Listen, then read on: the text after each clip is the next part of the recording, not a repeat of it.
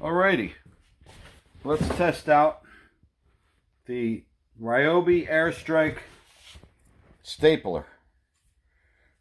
Narrow crown brad stapler. I added a new ravioli to the company, and let's see how this does, because I shoot down lots of masonite, lots of 1/4 inch plywood, things like that, and I used to do it with an air compressor gun. Let's see how a battery can hold up. And believe it or not, these airstrikes are actually quality tools. I really like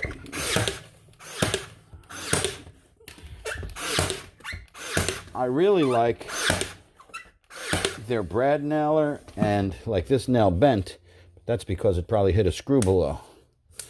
Okay. Putting